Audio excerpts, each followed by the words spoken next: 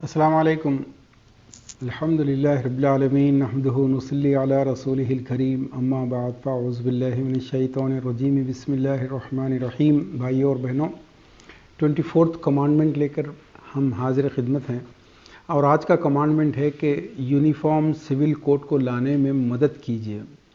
दोस्तों, मैं जानता हूँ ये टॉपिक बहुत ही ड्राई टॉपिक है और जो भी हालात हैं आज जितने बड़े बड़े वाक़यात होते जा रहे हैं उम्मत के साथ, अगर आप पिछले एक साल के या उस वाक़े से 5 साल 10 साल पहले के अखबारात रसायल पढ़ते जाएंगे तो आपको पता चलेगा कि उलमा ने, दानिश्वरों ने वक्त से बहुत पहले से फ़ोरकास्ट करना शुरू कर दिया था, कौम के और हालात के तज्ज़िये पेश करने शुरू कर दिए थे, लेकिन किसी के कान पर जूं नहीं रहेंगी क्योंकि लोगों को संजीदा मसाइल के ऊपर 2 मिनट 3 मिनट से ज़्यादा सुनने की या पढ़ने की तौफीक नहीं होती। उनको छिछोरे फिल्में कई घंटे की वो देख सकते हैं, लेकिन उनको संजीदा बातें सिर्फ 2-3 मिनट के अंदर चाहिए होती हैं, जिसकी वजह से आपको याद है, मैं क्या मिसालें दूँ आपको, कि बाबरी मस्जिद गिरने तक भी लोगों को होश नहीं था और हमारे लीडर जो कहते थे कि बल्कि कौम को और गहरी नींद सुलाते थे कि बाबरी मस्जिद की तरफ उठने वाली आँखों को फोड़ देंगे और बाबरी मस्जिद की तरफ उठने वाले हाथों को तोड़ कर रख देंगे।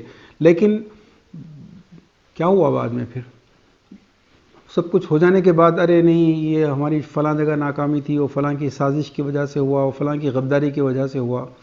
तो मेरे दोस्तों, आज का भी टॉपिक एक ऐसा ही है कि अगर आपने, और मुझे यकीन है कि कोई इस पर गौर नहीं करेगा, इस पर कोई अहमियत नहीं देगा, लेकिन आज आप अपनी जान बचाने के लिए, अपना माल बचाने के लिए अगर साथ देने तैयार नहीं हैं तो आप हमारा नुकसान या उम्मत के कौम का या दूसरी जमातों का या जो लोग कर रहे हैं उनका नुकसान नहीं कर रहे हैं, बल्कि अपने आने वाली नस्ल, आपके पोता पोती, आपके नाता नवासी का जो नुकसान कर रहे हैं।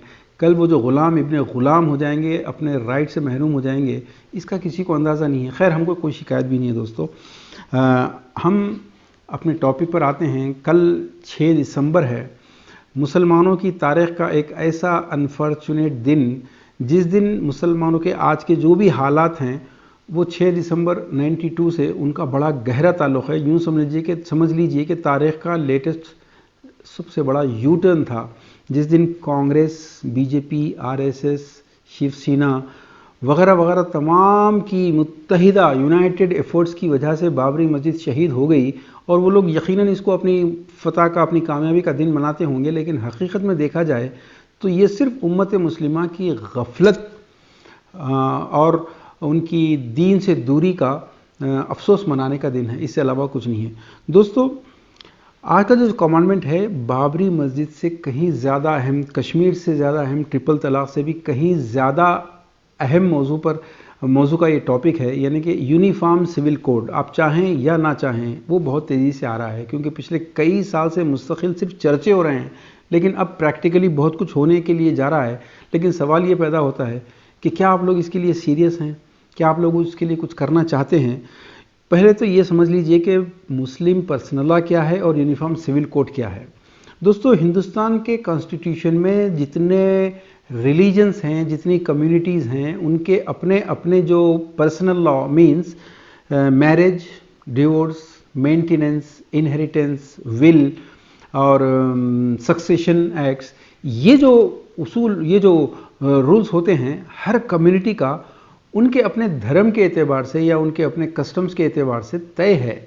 और तकरीबन हिंदुस्तानी कॉन्स्टिट्यूशन में ऐसे, उसकी तादाद इस वक्त बताना बहुत मुश्किल है, कई पर्सनल लॉज मौजूद हैं और हर पर्सनल लॉ को मानने वाले आज़ाद हैं कि वो या तो कॉन्स्टिट्यूशन ऑफ इंडिया के पास अपने मुकदमात लेकर आएँ या फिर अपने ही मजहबी जो भी गुरुज होते हैं उनके बीच में बैठकर वो उसको तय कर लें।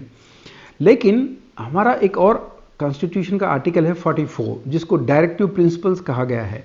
डायरेक्टिव प्रिंसिपल्स ये कहता है कि तमाम छोटे छोटे बड़े बड़े जितने पर्सनल लॉ हैं उनको ख़त्म करके एक लॉ लाया जाए, जिसका नाम दिया गया यूनिफॉर्म सिविल कोड। तो आर्टिकल 44 ने हिदायत दी है कि यूनिफॉर्म सिविल कोड लाने की कोशिश की जाए।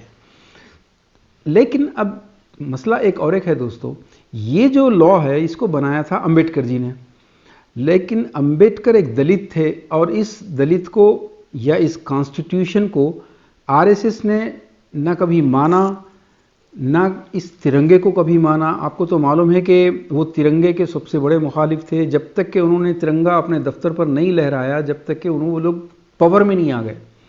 और कॉन्स्टिट्यूशन के बारे में तो उनका एक ढकी छुपी बात नहीं है, ओपन बात है। बंच ऑफ थॉट्स पढ़ लीजिए। गोलवालकर ने कहा कि ये कैंसर है, असल लफ्ज़ इस्तेमाल किया रक्त, जिसके माने हैं खून के अंदर खून को ख़राब करने वाला जर्म, कैंसर समझ लें आप उसको। ये कॉन्स्टिट्यूशन उसने कहा कि वो है। और सावरकर ने कहा कि मनुस्मृति के अलावा हम किसी कॉन्स्टिट्यूशन को एक्सेप्ट नहीं कर सकते। अब एक सवाल, बल्कि दो सवाल समझ लें हम।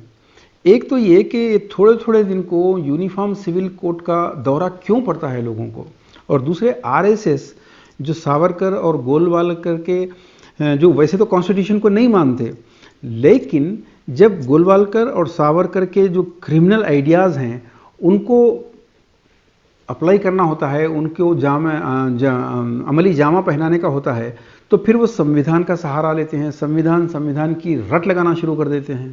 मिसाल के तौर पर डायरेक्टिव प्रिंसिपल्स यानी कि आर्टिकल 44 में सिर्फ यूनिफॉर्म सिविल कोड की बात नहीं की गई है और बहुत सारी दूसरी बातें हैं। उनमें से किसी भी आर्टिकल पर कोई गुफ्तगू नहीं होती, लेकिन यूनिफॉर्म सिविल कोड पर ही होती है। इसकी क्या वजह है? मिसाल के तौर पर डायरेक्टिव प्रिंसिपल्स में यूनिफॉर्म सिविल कोड तो खैर आखिरी में लिखा गया है। सबसे पहले नंबर पर आर्टिकल 27 के मुताबिक मुल्क में शराब को टोटल प्रोहिबिट करने की कोशिश की जाएगी। अब क्या कोई स्टेट शराब को बैन कर सकता है? उसकी पूरी रेवेन्यू ख़त्म हो जाएगी। फिर इसके ऊपर चर्चा क्यों नहीं होती? दूसरे आर्टिकल 39 में कहा गया है कि equality between main and women, equality को लाने की कोशिश की जाएगी। मेरे दोस्तों, पार्लियामेंट के 542 सीट्स में इस डायरेक्टिव प्रिंसिपल्स के मुताबिक 271 सीट्स विमेन, लेडीज़ को मिलना चाहिए। क्या कभी किसी ने इस टॉपिक के ऊपर कोई गुफ्तगू की थी? हालांकि थोड़े दिन पहले बड़ी धूम हुई थी कि औरतों को 1/3 सीट्स दिए जाएं पॉलिटिकल हर प्लेटफॉर्म के ऊपर, लेकिन ना तो कम्युनिस्ट ने, ना कांग्रेस ने, ना आरएसएस ने, किसी पार्टी ने इस बात को ना तो होने दिया, ना तो उसको टॉपिक बनने दिया। फिर डायरेक्टिव प्रिंसिपल्स जिसके अंदर ये यूनिफॉर्म सिविल कोड है, उसमें यह भी है कि नौजवानों को एम्प्लॉयमेंट अपॉर्चुनिटीज़, मेक श्योर कि every youth of India should get the employment opportunity. अब अपॉर्चुनिटी मिलने का तो सवाल दूर दूर तक पैदा नहीं होता, क्योंकि हज़ारों लाखों नहीं बल्कि करोड़ों के जॉब्स तक जा रहे हैं। फिर इसी कॉन्स्टिट्यूशन की इसी आर्टिकल के अंदर लिखा है कि गवर्नमेंट विल मेक श्योर कि एम्प्लॉयमेंट के financial help to unemployed and old age people. अपने महल्ले के अंदर जाके देखिए ओल्ड एज पीपल का क्या हाल है, अनएम्प्लॉयड लोगों के घरों के अंदर क्या गुजर रही है। कभी इस आर्टिकल पर कोई चर्चा नहीं होती। एक बहुत अहम बात मैं आपको बताने जा रहा हूं कि आर्टिकल 38 ये कहता है कि judiciary should be separated from the administration. Judiciary should be independent of the administration. हुकूमत और ऑफिसर्स या ये किसी डिपार्टमेंट का जुडिशरी के ऊपर कोई कंट्रोल नहीं होगा। जुडिशरी हर एक से आज़ाद और मुकम्मल आज़ाद इस तरह से होगी कि अपने फैसले देने में उसको किसी के आगे झुकना नहीं पड़ेगा। अब मैं क्या बताऊं दोस्तों, आप अच्छी तरह जानते हैं कि इस मुल्क की जुडिशरी कितनी आज़ाद है। छोटे 2-3 मिसालें आपके सामने रखता हूं कि दिल्ली के फसादात का जो असल कल्प्रिट था, कपिल मिश्रा है, कपिल शर्मा याद नहीं है मेरे को नाम उसका, वो कपिल मिश्रा को दिल्ली के एक जज ने कहा कि अगले दिन उसके खिलाफ FIR पेश की जाए, तो रात के 2 बजे उस जज का ट्रांसफ़र कर दिया गया। पूरे हिंदुस्तान में धूम मची, मगर किसी जज, किसी वकील, किसी मजिस्ट्रेट, किसी सुप्रीम कोर्ट के जज ने रिज़ाइन नहीं किया कि ये जुडिशरी की तौहीन है। हाँ, तमाम ने मिलकर पता नहीं उसकी बहुत बड़ी तादाद थी, फेयरवेल पार्टी ज़रूर दी, हुकूमत को कंडम किया, लेकिन किसी ने बाइकआउट नहीं किया, किसी ने स्ट्राइक नहीं किया। खामोशी से 2 बजे रात को उसका ट्रांसफ़र हो गया और वो कल्प्रिट आज भी आज़ादी के साथ घूम रहा है। जस्टिस लोया का कत्ल कैसे, क्या हुआ, ये सब खामोश हैं। गोगोई, जस्टिस गोगोई का रिटायरमेंट होता है और वो सीधे पार्लियामेंट के अंदर पहुंच जाते हैं, ये कैसे हुआ? तो बहरहाल ये आर्टिकल 38 के जुडिशरी को एडमिनिस्ट्रेशन से मुकम्मल पाक रखा जाए, दूर रखा जाए और इंडिपेंडेंट रखा जाए, इस पे कोई चर्चा नहीं होती। क्यों? वजह क्या है? फिर 43 आर्टिकल 43 देखिए, ये भी डायरेक्टिव प्रिंसिपल जिसके अंदर यूनिफॉर्म सिविल कोड है, उसमें ये भी है कि वर्कर्स की तनख्वाह, इंक्रीमेंट्स, वर्कर के वैकेशन, वर्कर्स की हेल्थ, उनकी हेल्थ इंश्योरेंस और उनके कई दूसरे बेनिफिट्स हैं दोस्तों, जिसके बारे में कोशिश की जाए कि हर वर्कर को ये राइट्स मिलें। गवर्नमेंट एम्प्लॉयज़ को तो पूरे मिलते हैं, लेकिन गवर्नमेंट एम्प्लॉयज़ होते कितने हैं? 5%। 95% प्राइवेट सेक्टर के वर्कर्स जानवरों की तरह, बॉन्डेड लेबर्स की तरह, गुलामों की तरह ज़िंदगी गुजार रहे हैं। ना उनके कोई इंक्रीमेंट होते हैं, ना उनको कोई वेकेशन मिलती है, ना उनकी कोई हेल्थ केयर होती है। इस पर चर्चा क्यों नहीं होती दोस्तों? फिर आर्टिकल 44 ही में ये भी तो लिखा है ना कि drugs and drinks damaging to the health should be prohibited. लेकिन अगर इसके ऊपर चर्चा हुई और इसके ऊपर अमल हो गया तो इंडिया के आधे रेस्टोरेंट्स बंद हो जाते, तमाम जूस मेकिंग फैक्ट्रीज, इंडस्ट्रीज सारे के सारे बंद हो जाते, ये तमाम जर्दा और खिवाम और पान बनाने वाले जितने पान के डब्बे हैं और फैक्ट्रीज हैं, ये पूरे के पूरे बंद हो जाते। हेल्थ डिपार्टमेंट्स के लोगों की आमदनी बंद हो जाती, पुलिस की आमदनी बंद हो जाती, म्यूनिसिपैलिटी वालों की आमदनी बंद हो जाती, क्योंकि ये पूरा ऊपर मिनिस्टरों तक मिला हुआ है। ड्रग्स, अगर ड्रग्स बंद हो गए तो पता नहीं कितने लाखों लोगों की, कितने लीडरों की आमदनी बंद हो जाएगी, उनकी रोजगार बंद हो जाएगी।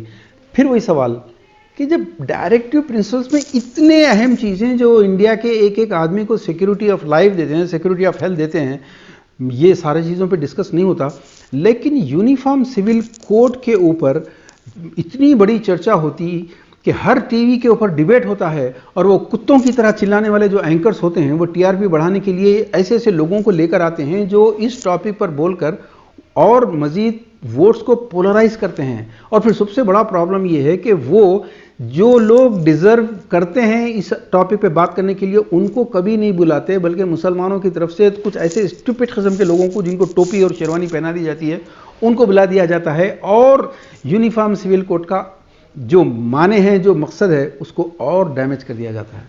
और बेवकूफ़ जनता जो है वो सुन के इनकी बातों पे बिलीव करती है। मैं बेवकूफ़ का वर्ड जनता के लिए इसलिए यूज़ कर रहा हूं दोस्तों कि यही जनता जब ऐसे स्पीकर्स ऐसे डिबेट्स के अंदर या ऐसे जलसों के अंदर माइक पर आते हैं और वो आर्टिकल 44 या डायरेक्टिव प्रिंसिपल्स के दूसरे इश्यूज़ पर बात करते हैं तो कोई सुनता नहीं। सबको पता है कि ये झूठ बोल रहे हैं, ये इलेक्शन के लिए इस तरह की बातें कर रहे हैं, उनको पता है कि सारा झूठ बोल रहे हैं।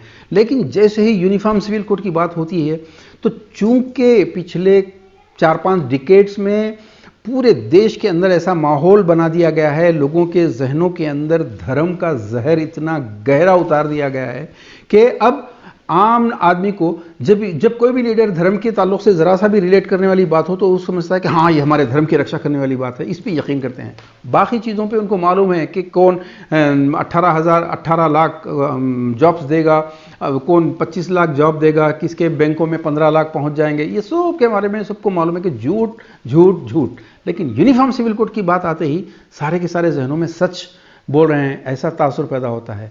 ये उनकी कामयाबी है। ये उनकी कामयाबी इसलिए मैं जनता को बेवकूफ़ कह रहा हूँ कि दोस्तों मेजॉरिटी को ये पता ही नहीं कि ये यूनिफॉर्म सिविल कोड अगर बनेगा तो किस तरह बनेगा, इसकी बेसिस क्या होगी। ऐसा लगता है कि वो तमाम जितने मुस्लिम पर्सन लॉ है उसमें से थोड़ा लेके तमाम को एक्सेप्टेबल बनाने की कोशिश में एक नया यूनिफॉर्म सिविल कोड लाएंगे। इस्लाम मुस्लिम पर्सन लॉ से थोड़े लॉज ले लिए, हिंदू पर्सन लॉ से, सिख पर्सन लॉ से, जैन, बौद्ध, लिंगायत, बोहरा, इन तमाम के पर्सनल लॉ से थोड़े आर्टिकल्स लेके एक नया यूनिफॉर्म सिविल कोड बनाएंगे। ऐसा नहीं है दोस्तों। और अगर ऐसा हुआ तो 100 साल से जो आरएसएस मेहनत करते आई है, और गैर मामूली मेहनत है, कोई मामूली मेहनत नहीं है, आप तो सोच भी नहीं सकते उस मेहनत का जो उन्होंने किया है, वो पूरी मेहनत उनकी ज़ाय हो जाएगी क्योंकि उनकी पूरी आइडियालॉजी के ऊपर अटैक हो जाएगा, पूरी आइडियालॉजी उनकी नाकाम हो जाएगी। क्योंकि उनकी मेंटालिटी आप अंदाज़ा लगा सकते हैं कि किस तरीके से उन्होंने मेंटालिटी बनाई है पूरे हिंदुस्तान की। कि अभी कुछ साल पहले दिल्ली में वो जो निर्भया केस हुआ था जिसमें रेप, एक बहुत लंबी दास्तान है, मैं क्या बताऊं आपको। उस वक्त LK आडवाणी इंटीरियर मिनिस्टर थे और उन्होंने कहा कि रेपिस्ट को सजाए मौत होनी चाहिए। तो खुद उनकी अपनी पार्टी और उनकी अपनी आइडियालॉजी के लोग जो है उनको कंडम करने लगे कि तुम इस्लामी लॉ जो है हिंदुस्तान में लाके इम्पोज करने की कोशिश कर रहे हो। तो ऐसे लोग मुस्लिम पर्सन लॉ से या किसी भी पर्सन लॉ से कैसे ले सकते हैं? वो तो वही करेंगे जो मनुस्मृति का लॉ है। वो बार बार कह भी चुके हैं। और मनुस्मृति का लॉ ऐसा समझा जाता है कि 6000 पहले ये कोई डिवाइन लॉ है। ये स्मृति और श्रुति, ये दो चीज़ों से बना है, यानी कि said to be God's word, who heard it, who wrote it, उसको आपको पढ़ना पड़ेगा। और ये ऋषियों से चला आ रहा है। इसके दो स्कूल ऑफ थॉट्स हैं जिससे ये लॉ बनता है। एक स्कूल का थॉट है मिताक्षरा, दूसरा है दयाभागा। अब दोनों स्कूल्स ऑफ थॉट के अंदर बहुत डिफरेंस है, लेकिन किसके लॉस को नाफिज करेंगे ये अभी, चूंकि यूनिफॉर्म सिविल कोड अभी लाया ही नहीं गया, उसका ड्राफ्ट पेश ही नहीं किया गया, तो इसके बारे में अभी कहना बहुत मुश्किल है। लेकिन बहरहाल ये तो तय है कि जो आरएसएस जिस लॉ को मुसल्लत करना चाहती है वो अगर किसी और मुस्लिम से या क्रिश्चियन से या किसी और से लिया जाएगा तो ये पूरी उनकी आइडियोलॉजी का ख़त्ल हो जाएगा। इसलिए वो लाना चाहती है जो मनुस्मृति वगैरह की गाइडेंस के अंदर तैयार होगा। दोस्तों ये बातें तो यूनिफॉर्म सिविल कोड की तो पहले कांग्रेस भी करती रही है बहुत, लेकिन वो पॉलिटिकल पार्टी है और उसका पॉलिटिकल गेन्स करना, मुसलमानों को थ्रेट करना और मुसलमानों को अपने फेवर में लेना, ये उसका मकसद रहता था। लेकिन आरएसएस कांग्रेस की तरह नहीं है दोस्तों। आरएसएस एक मजबूत जमात है, एक आइडियोलॉजिकल जमात है, वेल एडमिनिस्ट्रेटेड, वेल डिसिप्लिन, ऐसे लोगों की जमात है जो अपने मकसद के लिए जान दे सकते हैं। ये उनकी जमात है। हाईली इंटेलेक्चुअल्स, उनकी इंटेलेक्चुअलिटी का आप अंदाज़ा नहीं कर सकते दोस्तों, ये उनकी जमात है। लेकिन एक बात याद रखिए, पावर के लिए वो लोग टेररिज्म पर यकीन रखते हैं और किसी भी किस्म को फोर्स को यूज़ करने के लिए उसके ऊपर यकीन रखते हैं, और बाय हुक और crook what they decide they want to impose, और आपकी आंखों के सामने सब कुछ हो रहा है। ये सारी की सारी दौलत दो चार ख़ानदानों के अंदर तकसीम हो रही है, आपको मालूम है। कश्मीर 370 को उन्होंने कैसा हटाया आप जानते हैं। बाबरी मस्जिद गिरा के मंदिर बनाने तक के क्या क्या हुआ, you know this very well.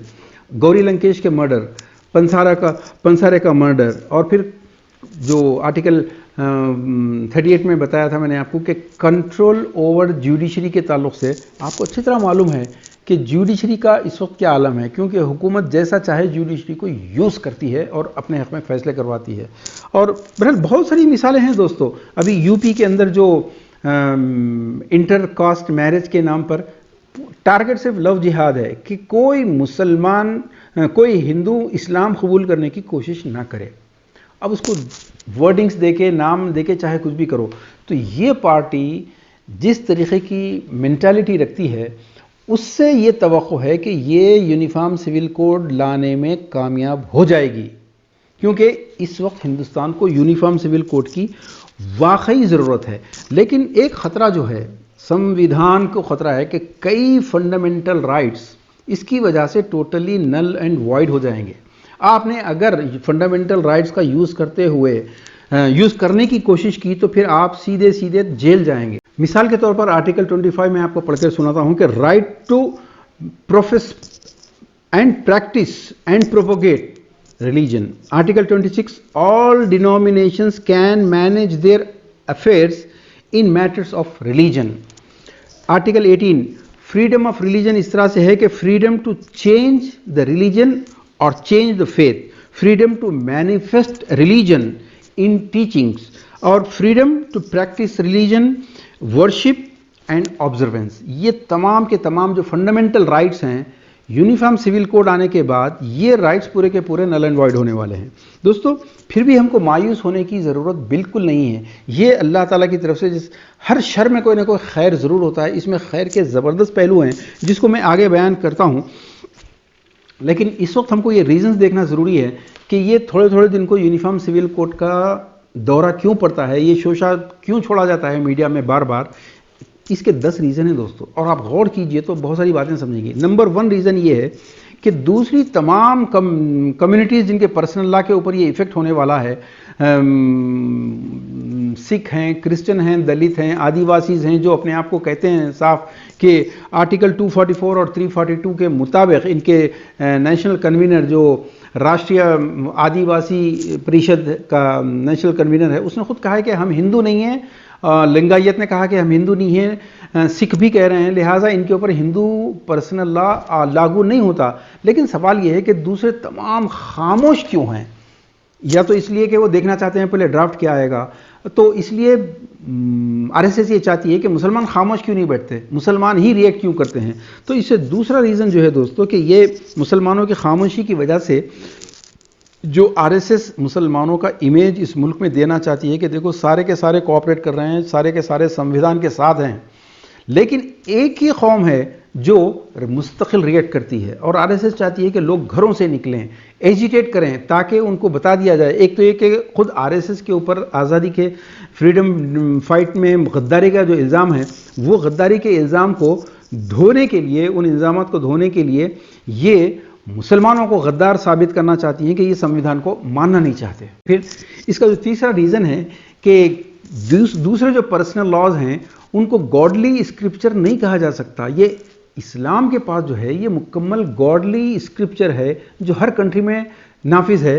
छोटे मोटे डिफरेंसेस तो होंगे, लेकिन ये किसी इंसान का बनाया हुआ नहीं है, ये सिर्फ अल्लाह ताला ने बनाया है और इसी को नाफिज होना है। मल्लम यहकुम बिमा अंज़लल्लाहु फउलाइका हुमुल काफिरून, ये पिछली मरतबा आप पढ़ चुके हैं कि हुमुल काफिरून हुमुल ज़ालिमून हुमुल फासिकून। We are not authorised to follow और we are not authorised to amend in this law. Whatever law Allah ने जो दिया है उसको नाफिज करना है। लेकिन ये क्यों है, इसकी साइकोलॉजी समझाना पड़ेगा लोगों को जाकर, जो हमने समझा ही नहीं। कि दोस्तों अगर आपका ये अकीदा है कि खुदा ने, गॉड ने, भगवान ने, जिसने भी इस पूरी यूनिवर्स को पैदा किया, इंसानों को पैदा किया, उसने पैदा तो किया, लेकिन ज़िंदगी गुजारने का जो लॉ है, जो कोड ऑफ कंडक्ट है, अगर वो इंसानों के ऊपर छोड़ दिया, मौलवियों और मौलानाओं के ऊपर छोड़ दिया, ऋषियों पंडितों के ऊपर छोड़ दिया कि तुम चाहे जैसे बनाओ, यानी कि एक ऐसी कंपनी जो मशीन तो बना रही है लेकिन उस मशीन को ऑपरेट करने के लिए कोई मैनुअल नहीं बनाती, बल्कि मशीन ऑपरेटर के ऊपर छोड़ती है, बना लो जैसे चाहे चलाओ इसको, तो वो मशीन कितने दिन चलेगी। तो ऐसे ही अगर पर्सनल लॉज आपके ऐसे हैं जो ह्यूमन मेड हैं, मैन मेड लॉज हैं, तो फिर वो इंसानियत के लिए कितने बेनिफिशियल हो सकते हैं, आप सोचिए। इसलिए ये चूंकि अल्लाह की तरफ से नाजिल करदा कानून है, अब यहाँ आके टकराता है आरएसएस की आइडियालॉजी से, इसलिए ये बार बार इसको उठाते रहते हैं। चौथा रीज़न ये है दोस्तों कि आरएसएस को अच्छी तरह मालूम है कि मुसलमान बाबरी मस्जिद, ट्रिपल तलाक, कश्मीर वगैरह ये तमाम सदमे बर्दाश्त कर सकता है, लेकिन यूनिफॉर्म सिविल कोड में इंटरफेरेंस बर्दाश्त नहीं कर सकता। वो चाहे रक्शे वाला हो, चाहे आलिम दीन हो, वो इस मामले में सर पे कफन बांध कर आ जाएगा। तो इसलिए हिंदू राष्ट्र का जो उनका ख्वाब है, एक भाषा, जैसे गोलवालकर ने कहा था कि एक धर्म, एक भाषा, एक कल्चर, ये उसके लिए सबसे बड़ा खतरा है। लिहाजा वो कुछ भी कर सकते हैं। एक बात और याद रखने की है, वीटी राजशेखर ने जो कहा, मैं इस कमांडमेंट्स के प्रोग्राम में कई बार पेश कर चुका हूं, मैं फिर एक बार पेश करूंगा कि मुस्लिम पर्सनल लॉ से खतरा सबसे बड़ा ये है कि वीटी राजशेखर अपनी किताब वाई द ब्राह्मण is against the personal law लिखता है कि जिस दिन हिंदू औरत को ये पता चलेगा कि इस्लाम ने औरतों को क्या राइट्स दिए हैं, वो फौरी इस्लाम में आ जाएगी। तो दोस्तों ये जो भी आज यूपी में हो रहा है, या पूरे मुसलमानों के ताल्लुक से इन्वेडर्स हैं, ये फॉरेनर्स हैं, ये अटैकर्स हैं, ये टेररिस्ट हैं, ये तमाम चीज़ें सिर्फ इसलिए की जा रही हैं कि यंग दलित जनरेशन को, यंग एससी जनरेशन को, यंग हिंदू और इवन ब्राह्मण जनरेशन को इस्लाम से दूर रखा जाए, उसके ताल्लुक से इतना बुरा इंप्रेशन दिया जाए, इतना बुरा प्रोपेगेंडा किया जाए कि ये लोग इनसे दूर रहें। दिस इज़ द रीज़न कि यूनिफॉर्म सिविल कोड में मुस्लिम पर्सनल लॉ को सबसे पहले ख़त्म करना, ये उनका मकसद है। फिर दोस्तों जैसा कि मैंने आपसे कहा कि पांचवा रीज़न ये है कि मुसलमानों को डिमोरलाइज करना, मुसलमानों को रेजिस्ट करने के ऊपर, मुसलमानों को प्रोटेस्ट करने के ऊपर आमादा करना, ताकि इनके ऊपर जो लगा हुआ एक इल्ज़ाम है वो भी ख़त्म हो जाए। और दूसरे ये लोग जो अब हिंदुत्व के लोग हैं, ये हिंदुइज़्म के रक्षक होने का जो दावा करते हैं, उसमें अगर मुसलमान एक प्रोटेस्ट करेगा इसके ताल्लुक से, तो उनको और खुल के आ जाए। और ये रीज़न है दोस्तों, आपने देखा कि खुद हिंदू कौम के बेशुमार लोग डिमोनेटाइजेशन की वजह से जो बर्बाद हुए वो गाली देते हैं हुकूमत को, जीएसटी में जो लोग मुतासर हुए वो गाली देते हैं, और बेशुमार चीज़ों के ताल्लुक से। लेकिन जब बात आती है धर्म की, तो सारे के सारे एक ज़बान हो जाते हैं। इवन आम आदमी पार्टी के लोगों को, आम आदमी पार्टी में देखा हमने कि दिल्ली के इलेक्शन में वो लोग आम आदमी पार्टी के ऊपर ट्रस्ट करते हैं, लेकिन जब बात आती है कपिल मिश्रा जैसे लोगों की, जैसे फसादात की, तो वो साथ देते हैं बीजेपी का। क्यों? क्योंकि उनके दिमागों में ये बिठा दिया गया है कि मुसलमानों की वजह से हमारा धर्म खतरे में है। इसलिए उनके जहनों में ये है कि मुसलमानों, बिठाया गया है, ये जहर फैलाया गया है कि मुसलमानों से नफरत करना, चाहे वो स्पोर्ट्स हो, चाहे वो बिजनेस हो, चाहे जॉब्स हो, चाहे एजुकेशन हो, चाहे मीडिया हो, हर जगह मुसलमानों के खिलाफ काम करना अपने धर्म की रक्षा करने के बराबर है। यही वजह है दोस्तों कि आप किसी इलाके में, कई इलाके आपको ऐसे मिलेंगे जहां मुसलमानों को फ्लैट नहीं दिया जाता, मुसलमानों को घर नहीं दिया जाता। आपकी cricket team, football team, hockey team और जितने टीम ओलंपिक्स वगैरह के मुकाबलों में जाते हैं, कभी इसमें कोई मुसलमान नजर नहीं आता। कभी एक दो मिनिस्ट्रीज बनती हैं, उसमें कोई मुसलमान मिनिस्टर, कई स्टेट्स ऐसे जहाँ कोई मुसलमान मिनिस्टर, हत्ता कि नीतीश कुमार जिसको मुसलमानों ने सपोर्ट किया, अब उसने जो मिनिस्ट्री बनाई उसके अंदर भी कोई मुसलमान नहीं है। दोस्तों मीडिया में वीडियोग्राफर और चपरासी और वॉचमैन ये तो बहुत ही मिल जाएंगे आपको, लेकिन अहम मुद्दों पर कहीं नहीं। किसी अखबार, किसी टीवी में मुसलमान की कोई खबर पेश नहीं की जाती। इलेक्शन से पहले आरएसएस के लोगों ने जो गांव-गांव जाकर शपथ ली है, उसके वीडियोस तो आपने देखे ही होंगे। उन्होंने लोगों से ये शपथ दी कि अब मुल्क का जो सदर होगा, यानी कि राष्ट्रपति हिंदू होगा, हमारे देश का अब प्रधानमंत्री हिंदू होगा, मंत्री हिंदू होगा, कमिश्नर हिंदू होगा, इंस्पेक्टर हिंदू होगा। ये जो जहर फैलाया जा रहा है शपथ लेके जगह जगह पर, तो ये इस बात का सबूत है दोस्तों कि लोगों के जहन जब तक के ख़राब नहीं करेंगे यूनिफॉर्म सिविल कोड नहीं आ सकता, क्योंकि मुस्लिम पर्सनल को ख़त्म करना असल मकसद है। जो 7वां रीज़न है दोस्तों, वो रीज़न ये है कि सेक्युलरिज्म को ख़त्म करना है। आरएसएस और बीजेपी को, मैं आरएसएस को सिर्फ इसलिए ब्लेम कर रहा हूं कि बीजेपी का जहां तक मामला है दोस्तों, जैसे फिल्म बनाते हैं, ड्रामा बनाते हैं, उसमें नाचने गाने वाले, अदाकारी करने, एक्टिंग करने वालों की जरूरत पड़ती है। ये जो पॉलिटिकल विंग होती है किसी भी आइडियोलॉजिकल पार्टी की, ये पॉलिटिकल विंग वो नाचने गाने वाले एक्टरों की होती है, इनकी कोई अहमियत नहीं होती है। जो असल डायरेक्टर, असल स्क्रिप्ट राइटर है, जो असल प्रोड्यूसर है, असल कारनामा तो उसका है। मुगल आजम अगर बनी तो उसमें दिलीप कुमार या पृथ्वीराज का कोई बड़ा कारनामा नहीं है, लेकिन असल कारनामा कियासिफ का था। बिल्कुल इसी तरीके से दोस्तों सेक्युलरिज्म आरएसएस की डिक्शनरी में कितने गलत मायने रखती है सबको अच्छी तरह मालूम है। डे 1 से वो सेक्युलरिज्म के मुकम्मल खिलाफ हैं। अगरचे के आर्टिकल 25 to 28 आप पढ़ते चले जाएं, वो गारंटी है हुकूमत के, हुकूमत जो भी होगी, सरकार जो भी होगी, ना तो वो किसी धर्म को प्रमोट करेगी, ना किसी को पैटर्नाइज करेगी, ना किसी को डिस्क्रिमिनेट करेगी, ना किसी के अंदर इंटरफियरेंस करेगी, बल्कि फंडामेंटल राइट्स की हिफाजत करेगी। तो ऑटोमेटिक तमाम धर्म, तमाम कल्चर, तमाम कम्युनिटीज़ की खुद ब खुद हिफाजत हो जाएगी।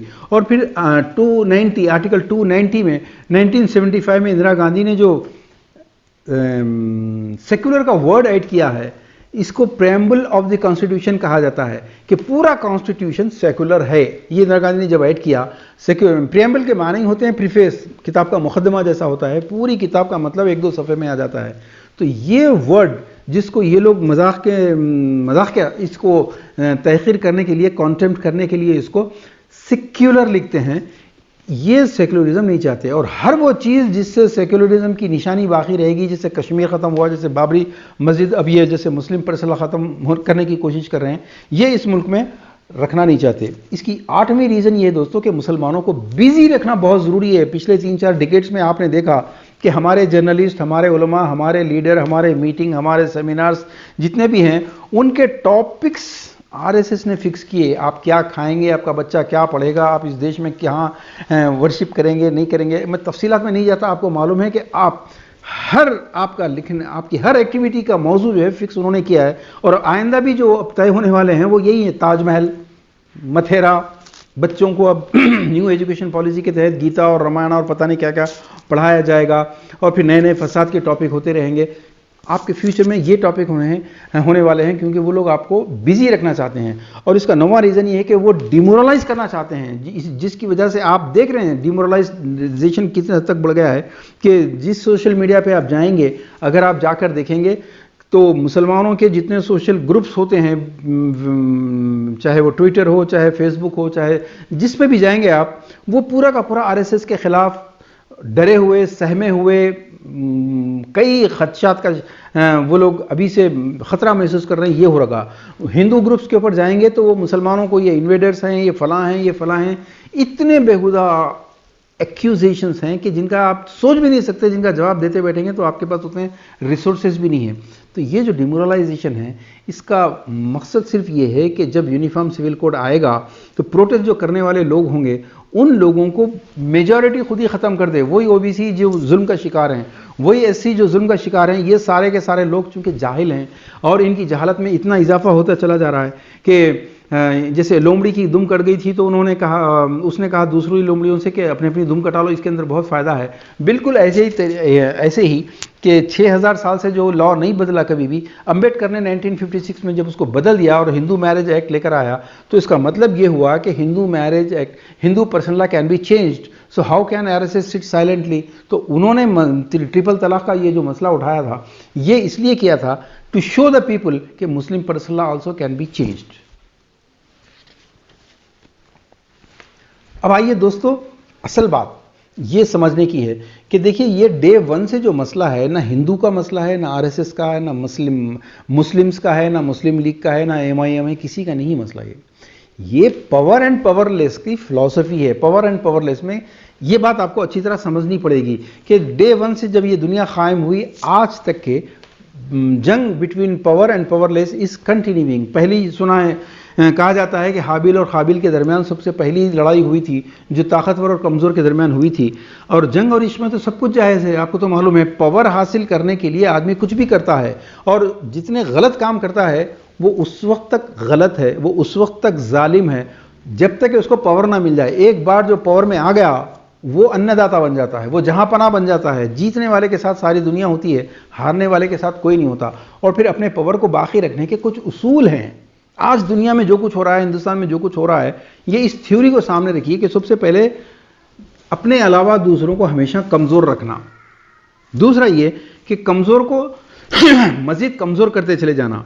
कमज़ोर जब तक के पावर को, ताकतवर को गाली देता रहेगा, कोसता रहेगा, अपनी मजलूमियत की दास्तान बयान करता रहेगा, वो ताकतवर की विक्ट्री को, ताकतवर की जीत को रिकग्नाइज करता रहेगा और अपनी शिकस्त को और अपनी जिल्लत को और अपनी हेल्पलेसनेस को एक्सेप्ट करता रहेगा। और तीसरा उसूल ये है कि जब ये हेल्पलेसनेस की वजह से किसी से हेल्प मांगने जाए तो फिर वो हेल्प करने वालों को कंट्रोल में रखा जाता है। हेल्प करने वालों को पहले इतना लेसन दे दिया जाता है, ऐसा डरा दिया जाता है, तो वो इनकी बात सुन के पावर वाले से हाथ मिलाएगा, ना कि इनकी। और अगर किसी ने इनको हेल्प करने की कोशिश की तो सबसे पहले उनके अमीर और उनके अहले इल्म को खामोश कर दिया जाता है। ख़रीदा भी जा सकता है, डराया भी जा सकता है। और आमतौर पर लोग डर जाते हैं कि पता नहीं हमारे मदरसे का अगर हिसाब ईडी वालों ने जैसे चिदम्बरम के घर पे अटैक किया, वैसा अटैक अगर हम पे होगा तो हम क्या जवाब देंगे, लीडरों के करोड़ों की दौलत कहाँ जाएगी, वो खामोश हो जाते हैं। फिर दूसरे जो अगर हेल्प करने की कोशिश करें तो उनको ख़रीद लिया जाता है, उनको इन्फॉर्मर बना लिया जाता है। जैसे कि आपने, और तुगरल अगर आपने नहीं देखा है तो ज़रूर देखिए, आपने हिटलर की, मसूलिनी की, हलाकू खान, इन तमाम की आपने देखी होंगी या पढ़े होंगे। होता क्या है कि कमज़ोर को हेल्प करने वालों को सबसे पहले अपने कब्ज़े में लिया जाता है, या तो इनकाउंटर कर देते हैं या फिर उनको मखबरी करवाते हैं, उनको जायदादें दे देते हैं, वगैरह वगैरह। अब कुछ नौजवान जिनके जेबों में तो कुछ होता नहीं, वो होते हैं जज्बाती, वो अपने धर्म के लिए, मज़हब के लिए जब उठते हैं तो फिर उन लोगों को इनकाउंटर कर देना, उनको जेलों में डाल देना, ये कोई बड़ा मसला नहीं है दोस्तों। टेरर इतना फैला दिया जाता है कि आम आदमी नाम लेते हुए भी घबराए, अपनी वफादारी का सबूत दिलाते रहे। सवाल ये पैदा हुआ कि आप वफादारी का सबूत क्यों दे रहे हैं? अपनी जिल्लत, अपनी हेल्पलेसनेस, अपनी मजलूमियत और अपनी शिकस्त को मानने के लिए दे रहे हैं? कोई ज़रूरत नहीं है आपको। और फिर दोस्तों ये देखिए कि आरएसएस जो कर रही है वो मुस्लिम दुश्मनी, आरएसएस इस्लाम दुश्मनी वाला वो तो है, आपने थ्योरी पूरी सुनी, इस थ्योरी के तहत वो काम कर रही है, वो क्वाइट नेचुरल है। वो जो कुछ मुसलमानों के साथ कर रही है, कल कांग्रेस उनके साथ कर चुकी है ऑलरेडी ये सब कुछ। अब उसकी किस्मत बहुत अच्छी थी कि खुद कांग्रेस के अंदर आधे से ज़्यादा आरएसएस के लोग थे, इसलिए उसको ज़्यादा डैमेज नहीं हुआ, वो अपने प्लान में कामयाब हो गई। लेकिन वो जो कुछ कर रही है, आप अगर उसकी जगह होंगे तो यही करेंगे एग्जैक्टली। हिटलर ने ज्यूस के साथ क्या किया, आज इजराइल फ़लस्तीनियों के साथ क्या कर रहा है। और अगर आप पूरी तारीख पढ़ते चले जाएंगे तो हलाकू खान, चंगेज़ खान वगैरह ने उस वक्त की हुकूमतों के साथ क्या किया, ये आप अच्छी तरह जानते हैं। और फिर जब इजराइल और फ़लस्तीनी की बात आती है तो जैसा मैंने आपसे कहा था कि हेल्पलेस को अगर कोई मदद के लिए आगे बढ़ता है तो उन मदद करने वालों को या तो खरीद लिया जाता है या इनकाउंटर कर दिया जाता है। अगर फ़लस्तीन की मदद करने के लिए कल तक जो उनके साथ थे, आज इजराइल से हाथ मिलाने और अमेरिका से हाथ मिलाने पे मजबूर इसलिए हैं कि अगर वो मदद नहीं करेंगे तो उनकी किंगडम खतरे में है, उनका अंजाम भी सद्दाम और कर्नल खजाफी की तरह हो सकता है। आप ये भी तो देखिए, आरएसएस जो भी कर रही है ठीक है, लेकिन सऊदी अरब जो एक्सपैट्रिएट्स के साथ करता है, पूरी ह्यूमन राइट वायलेशन की एक हिस्ट्री लिखी जा सकती है। सऊदी अरब और मिस्र ने मिलकर इख्वानुल मुस्लिमीन के साथ क्या किया, वही आरएसएस कर रही है। फिर तुर्की आज कुर्दों के साथ क्या कर रहा है, सीरियंस के साथ क्या कर रहा है, ईरान सुन्नियों के साथ क्या कर रहा है, वही कर रहा है जो कल तक फ्रांस ने अफ्रीकन कंट्रीज ट्यूनिस, मोरक्को और अल्जीरिया के साथ किया था। आज अगर यही ट्यूनिस, अल्जीरिया वगैरह के लोग फ्रांस के अंदर जो कुछ कर रहे हैं, वो तफसीलात में मैं नहीं जाता, कल तक तो इससे 1000 टाइम्स वर्स क्राइम फ्रांस कर चुका है उनके खिलाफ। अभी तो फ्रांस ने कोई कीमत नहीं दी, अभी तो उसको बहुत कीमत देनी है। इटली ने लीबिया के साथ क्या किया था मेरे दोस्तों, अंग्रेजों ने हिंदुस्तान के साथ क्या किया, एग्जैक्टली यही किया कि कमज़ोर कौम को ख़त्म करने के लिए जितनी मैंने आपको थ्योरी पेश की वो पूरा किया है। जब अंग्रेज समझ गया कि मुसलमानों को ख़त्म करे बगैर वो इस मुल्क में नहीं टिक सकता, क्योंकि मुसलमान is leading and Hindu is supporting him, तो हिंदू और मुसलमान के बीच में जब तक कि दरार नहीं पैदा की जाए इस मुल्क में टिकना मुश्किल है। तो उसने जो किया, स्वामी दयानंद सरस्वती जैसे लोगों के जरिए गौरक्षा की मुहिम उठाकर, बंकिम चटर्जी के जरिए जिसने वंदे मातरम के नारे दिए, इनके जरिए जो नफरत हिंदू और मुसलमानों में फैलाई, आरएसएस की कामयाबी है कि उसने उसी नफरत को कैश किया और आज तक कैश करते चली आ रही है दोस्तों। और हिंदुत्व का नारा दे के, हालांकि हिंदुत्व और हिंदुइज्म दो अलग अलग चीज़ें हैं।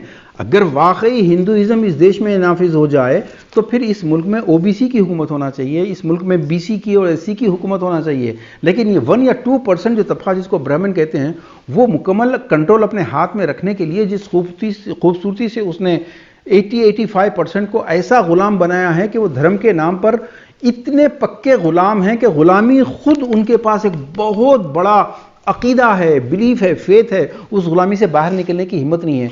चूंकि मुसलमान 7th सेंचुरी में निकल चुके थे हिंदुइज्म को छोड़ के, हालांकि मुसलमान और हिंदू का डीएनए पूरा का पूरा एक है। हुकूमत कभी हम कहते हैं 1000 साल हुकूमत की, बेवकूफ़ कहें जो लोग कह रहे हैं कि हमने 1000 साल हुकूमत की, अरे भाई कहाँ हुकूमत की आपने, कौन है आपके बताइए। जितने लोग बाहर से आए, या तो वो अरब थे, या तो वो अफगान के लोग थे, या तो वो ईरान से आए थे, या तुर्क से आए थे, आपने कहाँ की। ये जो हैदराबाद के निज़ाम थे ये कहाँ से आए थे, महमूद गजनवी कहाँ से आया था, मोहम्मद बिन कासिम कहाँ से आए थे, ये तमाम चीज़ें आप पढ़ते चले जाइए दोस्तों। हमने कभी हुकूमत की नहीं की। हाँ, ये जितने लोग थे, चाहे ये थे, चाहे वो दूसरे शिवाजी थे, जो भी थे, इनकी फौजों में हिंदू भी थे, मुसलमान भी थे। महमूद गजनवी की फौज में हिंदू भी थे, मुसलमान भी थे। ये जो मुसलमानों के खिलाफ भड़का रहे हैं आग, ये लोग हिस्ट्री जानते नहीं। आप कभी हिस्ट्री पढ़िए। मोहम्मद बिन कासिम के आने से पहले जिस तरीके से ब्राह्मण, जैन और बुद्ध की जो कत्ल गारतगिरी थी, एक दूसरे की मंदिरों को लूटने का था, कम से कम वो ख़त्म तो हुआ। लेकिन हमने हुकूमत नहीं की कभी। हमारे लोग तो सारे के सारे हिंदुओं मुसलमानों उनके फौजियाँ थे। हमारी हुकूमत, अगर हिंदुइज्म कायम हो तो हमारी हुकूमत आएगी, ओबीसी की हुकूमत आएगी। लेकिन वो आने नहीं देंगे हिंदुत्व के नाम पे। उनको पावर चाहिए। वो 1 या 2% है, लेकिन पार्लियामेंट में, सेक्रेटेरिएट्स में, असम्बलीज के अंदर, जुडिशरी के अंदर, एडमिनिस्ट्रेशन के अंदर, हर जगह वो लोग इस तरीके से हैं कि अब सिवाय मानववाद के हिंदुस्तान में कुछ नहीं चलेगा, ये चाहते हैं। दोस्तों, मैं अपनी बात को ख़त्म करता हूँ।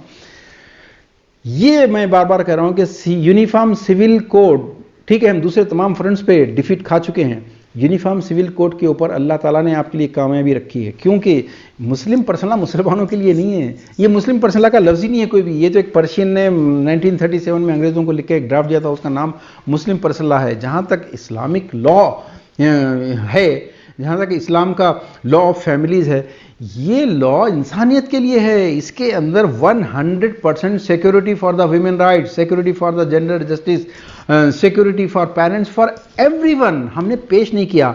अब अल्लाह ने मौका दिया है हमको पेश करें। एक एक आर्टिकल हर पर्सन अल्लाह से उठाते जाएं कि इस्लाम ने तलाक का क्या रोल दिया है, इस्लाम ने मेंटेनेंस का क्या रोल दिया है, इस्लाम ने विल का क्या रोल दिया है। हमने पेश नहीं किया।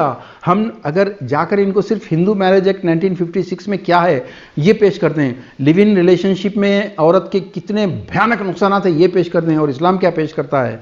हम लोगों के पास जाएं, उनको इस्लाम के लॉ पेश करें, उनको मनुस्मृति के लॉ पेश करें, उनको कॉन्स्टिट्यूशन ऑफ इंडिया का लॉ पेश करें, उनको दूसरे तमाम पर्सनल लॉज के वो लॉज पेश करें। उसके बाद खुल के जब आप पेश करेंगे बात को, कोई जिंदा ज़मीन रखने वाली औरत ऐसा नहीं हो सकती जो ये ना कहे कि नहीं, ये जो इस्लाम है ये सही कह रहा है।